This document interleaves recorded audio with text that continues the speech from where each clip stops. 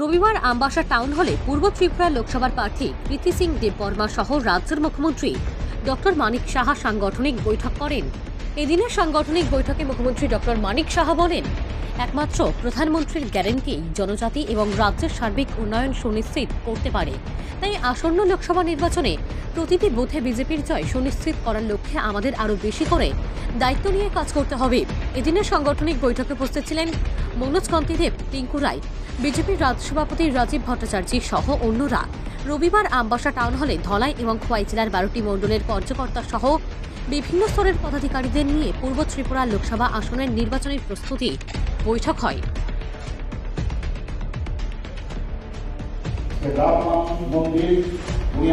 প্রতিষ্ঠিত করেছেন 500 বছর ধরে যার সমস্যা, সেই জায়গায় সমস্যা সমাধানের আরেক নাম হচ্ছে নরেন্দ্র মোদী, এবং সেই বিষয়েও আমরা ত্রিপুরা সরকার চলছি সমস্যার সমাধানের মাধ্যমে আমরা এই যে প্রাণ প্রতিষ্ঠা করেছেন আস্থার বিষয়, প্রধানমন্ত্রীর উপর মানুষের আস্থা এখন চলেছে। উনি যা বলেন গ্যারান্টির কথা বলছেন, গ্যারান্টি আমি দিচ্ছি যা বলবো এবং সেটা যাতে হয় তারও গ্যারান্টি দিচ্ছি।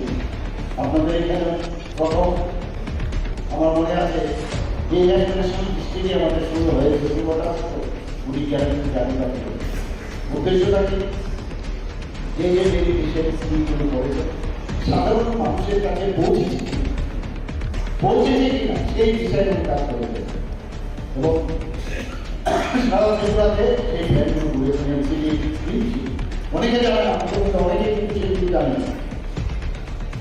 এবং আমরাও প্রতি করে সুশাসন ওনার জন্মদিনে 2022-এ আমরা 17ই সেপ্টেম্বর আমরাও প্রতি করে সুশাসন শুরু করেছি, এবং এই বিকশিত ভারত প্রজাতন্ত্রের সাথে আমরা দ্বিতীয় ধাপও আমরা সেটা শুরু করেছি।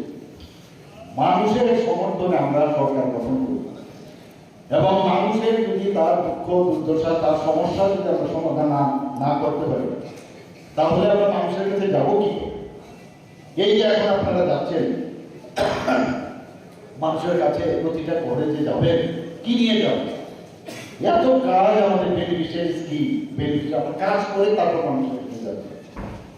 আমাদের কেন্দ্রীয় সরকারের যে স্কিম, আমাদের ত্রিপুরা সরকারের যে স্কিম, সেগুলো নিয়ে মানুষের কাছে আপনি মুখ ফুলিয়ে যেতে পারবেন।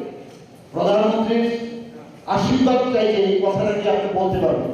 ওরা নিয়ে কি করবে? খুন, সন্ত্রাস, ধর্ষণ, অগ্নিসংযোগ। এই পার্টির আরেকটা নাম হচ্ছে মার্কসবাদী কমিউনিস্ট পার্টি, আর একটা পার্টির নাম কংগ্রেস, যেটা আমরা দেখেছি কি অবস্থা ছিল একই ধারা, এবং একটা পার্টি অফিসে উশৃঙ্খলতার চরম। এখনো চলছে ওদের গোষ্ঠীবাদী ভারতীয় জনতা পার্টি, কোনো অবস্থায় এটা সম্ভব নয়।